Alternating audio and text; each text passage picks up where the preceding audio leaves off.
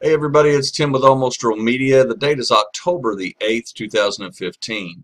Now on October the 2nd, 2015, I had the unbridled pleasure, is the only way I can describe it, of interviewing one of my heroes, Mr. Michael Levine. He's been a DEA agent, a U.S. Customs agent. The man has been a sentry dog handler in the military, so he served our country as well. And Michael was very kind and gracious and to take from his time and come by and talk to us here at Almost Real Media. So it was a really good experience for us. And guys, I can tell you this, that hands down since 2005, this has been the single best interview we've ever had. And Michael had a whole lot to tell us. We talked about assassination attempts on his life. We talked about covert CIA drug running into the country. We talked about government corruption. We talked about the police state. This man has helped bust up the mafia.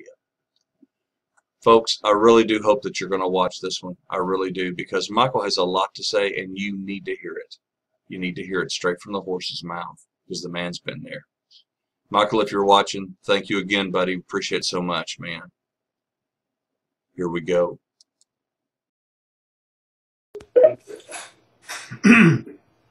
Hey, there you are. Can you see me?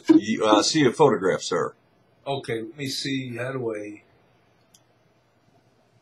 I'm not really too good at this. There I am. There you are. Holy crap. There you are. You're looking well, sir. Thank you so much. Looking well. Looking well. Don't be a bullshitter. Me too. Thanks so much for doing this with us. How long you want to run? As long as you want to do it. Let's go till it would be about the equivalent of a turn on a psychiatrist's couch, because basically that's what this is for me. Gotcha. Cheaper than a psychiatrist's couch. Gotcha. Well, like I said, I'm going to go ahead and edit all the stuff, the front promos, the end, all that kind of stuff when it's over. But if you don't care, can we just start out with you telling us a little bit about the media CIA government connection as it relates to this drug running? Oh, yeah. This is first of all, let me tell you this about me. I'm used to giving this kind of testimony before grand juries and indicting people and putting them in jail. Right. And by the time I was sent overseas, I had put thousands of people in jail on my testimony. I'm a witness. Right. And so now I write 2 books detailing testimony, evidence that should put people in jail. Right. For example, in Deep Cover, we named the Attorney General of the United States, Edwin Meese, as blowing the cover of the biggest drug case in DEA history at that time. Wow. That is, blowing our cover. It's in a New York Times bestseller. And nothing. And Meese was not someone who didn't sue. Right. It wasn't the truth. So that's how frustrating this was. And the reason I sent you the Bill Moyers piece was that you caught there CIA, not only CIA, FBI, Justice Department, media control. When you have somebody as credible as I am standing up and giving testimony that they all know should put people in jail. Absolutely. DEA people, U.S. attorneys, they belong in jail. Yeah. And that's why I wrote the books. So Bill Moyers, before we started taping, leaned over to me, and at that point, the Deep Cover had been a New York Times bestseller. So if you put scandalous information like this in a New York Times bestseller, it's as libelous as hell if it's not true. Right. So Bill Moyers said, that his contacts told him that Deep Cover is the best read book in the Beltways. That means Congress, every congressman had read the book. Sure. And the least talked about. They don't want to talk about it. They did not want it. So you can imagine how frustrating. To show you how that actually worked, at the time, Frank Wright was the Speaker of the House. That is third in line for the President of the United States. I flew down to Washington to do the Diane Reeves show in Washington, D.C. And I'm there with a book tour guide, and we're in the lobby of the radio broadcast center. And a man comes out and he shakes my hand and he said, "Mike Levine." I said, "Yes."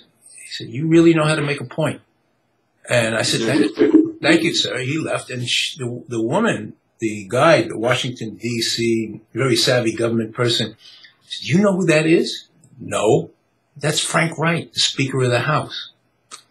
Well, it kind of underlined everything Bill Moyers said. The Speaker of the House knew me, but they weren't talking about deep cover on the floor of the Senate. Sure. How could that be?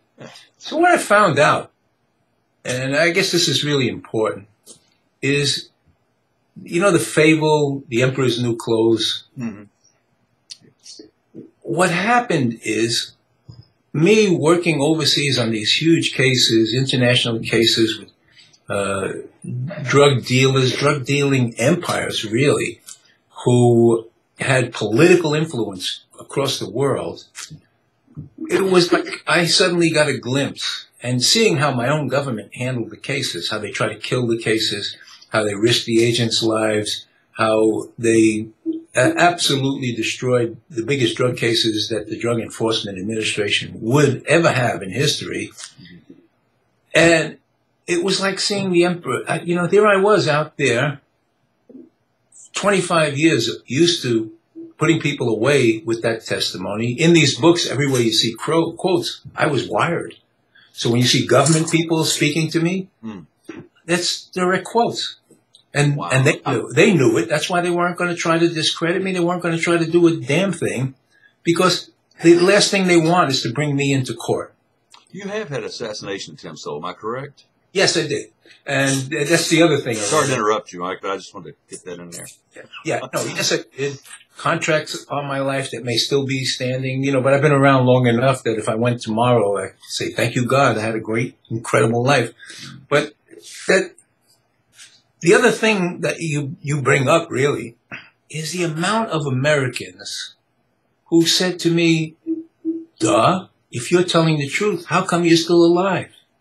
And I say two things. Number one is, do you really think that every whistleblower who's alive is not credible because he's alive? And the second thing is, if what you're saying is true, then think about this. Killing me makes me credible. Yeah. But they want to kill me. It'll turn you into a martyr. The dumb factor is what I'm saying. The dumb factor, Sure. Erica, is just it's not curable. It's hard to imagine. It's astronomical. It's insurmountable. If you're a guy on the inside and you've got and you run into things like I ran into for years until it was exploding out of me. You've got to think. Somebody wrote a book about whistleblowers, and he said you got a better chance with Russian roulette. Nobody, Yeah. the American public, is so easily manipulated. Sure. Well, back in the years, now I talk about CIA manipulation. I'm going to quote Ralph McGee, 25-year Central Intelligence agent. Back when I used to have a radio show called the Expert Witness Radio Show in New York City. And the archives are still up, expertwitnessradio.org. You can, the archives are still up there.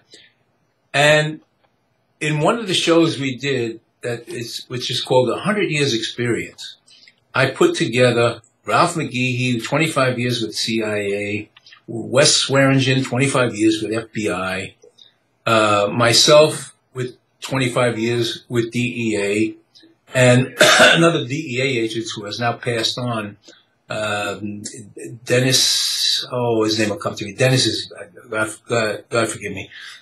He had 27 years, and Dennis Dale. And Dennis Dale, most of his time for DEA was spent in the Middle East. Wow. And it was called 100 Years Experience, 3 hours of radio broadcast, in which was done in 1996, which we predicted 9/11. We predicted everything that happened. Wow. And we predicted the erosion of the Constitution, and we predicted it all. And what we said is that we are not protected. And one of the things that Ralph McGee, he said, illustrate the fact that the press is manipulated is he outed an in-house memo on Central Intelligence. And in the memo, it was in-house. That wasn't supposed to be outed, and he did. The memo said, basically, the Public Information Office was kind of pounding its chest for its ability on its budget to convert, I'm going to paraphrase it, to convert intelligence disasters into media successes. Do you get that? Yeah. And they're good at that. Yes, they are. That's what they do. And if they don't do it, they have Tom Clancy to do it for them in Hollywood. Yeah. In fact, so I got a guy on LinkedIn. I just don't get involved in these things anymore. I wrote something. I don't know what it was. And he said, yeah, if you want real intelligence, you want to really know what's going on, he says, read Tom Clancy. Buddy, I've lived it. This is one of the intelligence professionals on LinkedIn. God almighty. Yeah. So my own confrontations with the Central Intelligence and the State Department and the Justice Department, I documented